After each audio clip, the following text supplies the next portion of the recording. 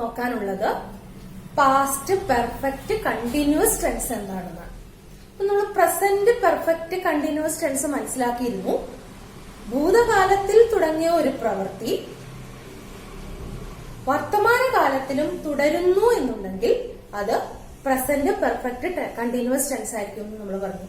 അങ്ങനെയാണ് my father has been working in KSFE since 2015 അല്ലെങ്കിൽ my father has been working in KSFE for 5 years എന്നൊക്കെ പറഞ്ഞത്. അതായത് കഴിഞ്ഞ കാലത്തിൽ ഒരു പ്രവൃത്തി തുടങ്ങി അത് ഇപ്പോഴും തുടർന്നുകൊണ്ടിരിക്കുന്നു.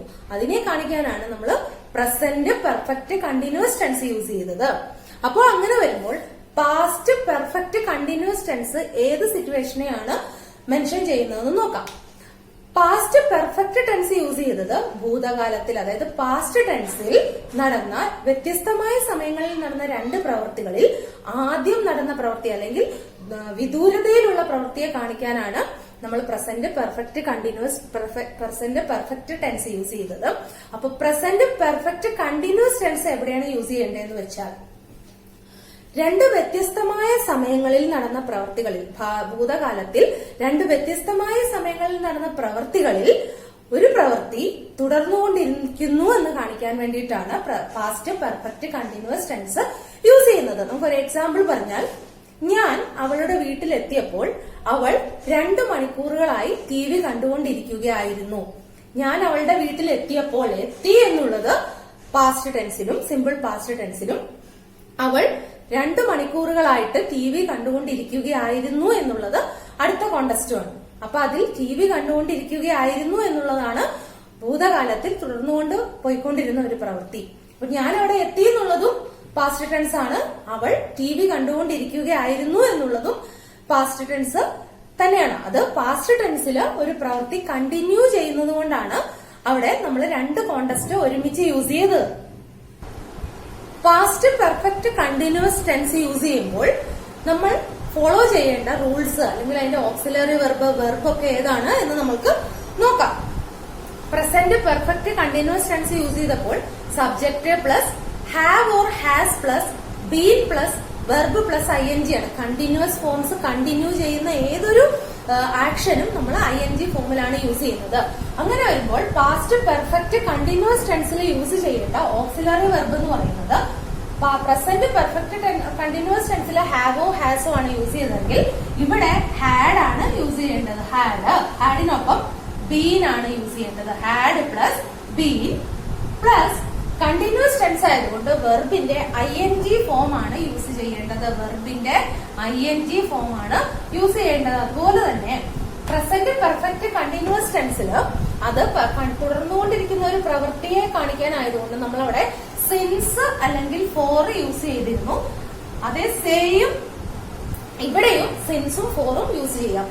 ഇതിൽ നിന്ന് നമ്മൾ ഒരു പാസ്റ്റ് പെർഫെക്റ്റ് കണ്ടിന്യൂസ് ടെൻസ് ആണോ എന്ന് നമ്മൾ മനസ്സിലാക്കുന്നത് രണ്ട് കോണ്ടെക്സ്റ്റ്, 2 സിറ്റുവേഷൻ തന്നിട്ട് അതിൽ ഒരെണ്ണം പാസ്റ്റ് ഫോമിലാണെങ്കിൽ ഷുവർ ആയിട്ടും അത് രണ്ടാമത്തെ ഫോം പാസ്റ്റ് പെർഫെക്റ്റ് കണ്ടിന്യൂസ് ടെൻസിലായിരിക്കും. അവിടെ സിൻസ് അല്ലെങ്കിൽ ഫോർ എന്നൊരു വേർഡ് ആ സെന്റൻസിൽ എവിടെയെങ്കിലും ഉണ്ടെങ്കിൽ നമ്മൾക്ക് അതിൽ നിന്നും ഐഡന്റിഫൈ ചെയ്യാൻ സാധിക്കും ഈ tense past perfect continuous tense ആയിരിക്കുമെന്ന്. അതായത് ഫോം ഇങ്ങനെയാണ്: subject plus had been plus verb plus ING form of the verb. ഇനി എക്സാമ്പിൾസ് നമുക്ക് നോക്കാം. When I went to meet my friend, ഞാൻ എന്റെ ഫ്രണ്ടിനെ കാണാൻ പോയപ്പോൾ, when I went to meet my friend, he had been playing. അവൻ എന്ത് ചെയ്യുകയായിരുന്നു? കളിക്കുകയായിരുന്നു. എപ്പോൾ മുതൽ? Since morning. അവൻ രാവിലെ മുതൽ കളിക്കുകയായിരുന്നു. ഞാൻ അവനെ കാണാൻ അവിടെ പോയപ്പോൾ അവൻ കളിക്കുകയായിരുന്നു. ഞാൻ അവിടെ പോയപ്പോൾ, പോയി എന്നുള്ളത് സിമ്പിൾ പാസ്റ്റ് ടെൻസിലും ഇവിടെ സിൻസ് ഉള്ളത് കൊണ്ട് ഇവിടെ ഈ സെന്റൻസ് നമുക്ക് പാസ്റ്റ് പെർഫെക്റ്റ് കണ്ടിന്യൂസിലുമാണ് യൂസ് ചെയ്യേണ്ടത്. Another example, when I joined in the school, ഞാൻ ഈ സ്കൂളിൽ ജോയിൻ ചെയ്ത സമയത്ത് അപ്പോൾ എന്താണ്? My sister had been studying. ഞാൻ ഈ സ്കൂളിൽ ജോയിൻ ചെയ്യുമ്പോൾ എന്റെ സിസ്റ്റർ 3 വർഷമായിട്ട് ഈ സ്കൂളിൽ പഠിക്കുകയായിരുന്നു. ഞാൻ അവിടെ ജോയിൻ ചെയ്തു എന്നുള്ളത് ഒരു കോണ്ടസ്റ്റ്. അതിൽ ആദ്യം നടന്ന പ്രവൃത്തി എന്താണ്? ആദ്യം നടന്ന പ്രവൃത്തിയും തുടർന്നുകൊണ്ടിരിക്കുന്ന പ്രവൃത്തിയും എന്തായിരുന്നു?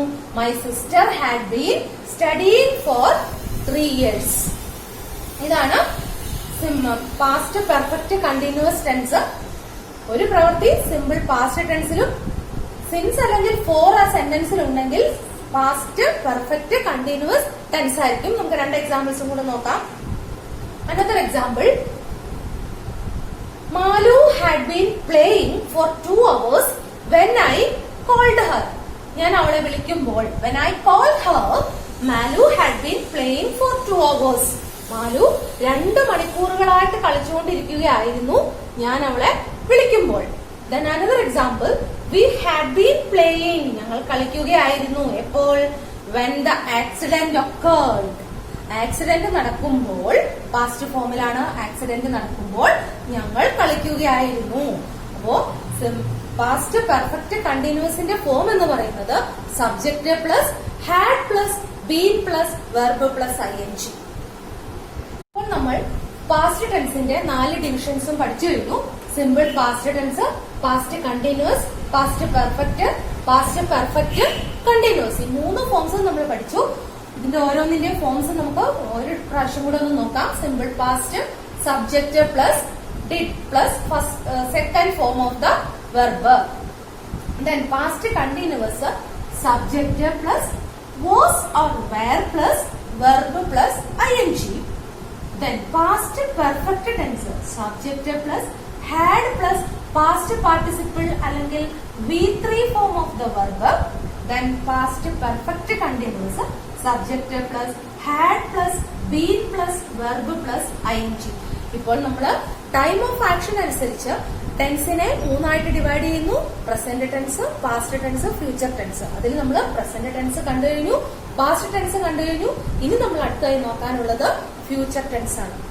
ഓക്കെ, അപ്പോൾ നമ്മൾ പാസ്റ്റ് ടെൻസിന്റെ 4 ഡിവിഷൻസും പഠിച്ചു കഴിഞ്ഞു.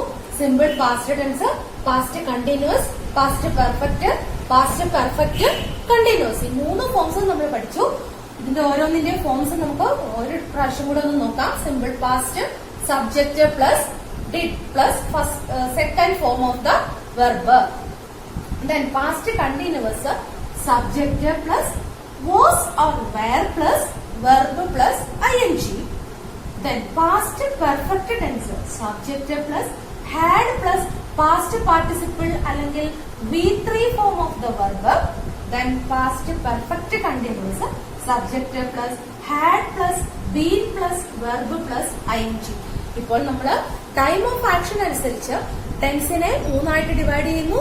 Present tense, past tense, future tense. അതിൽ നമ്മൾ പ്രസന്റ് ടെൻസ് കണ്ടു കഴിഞ്ഞു, പാസ്റ്റ് ടെൻസ് കണ്ടു കഴിഞ്ഞു. ഇനി നമ്മൾ അടുത്തായി നോക്കാനുള്ളത് ഫ്യൂച്ചർ ടെൻസ് ആണ്. ഓക്കെ.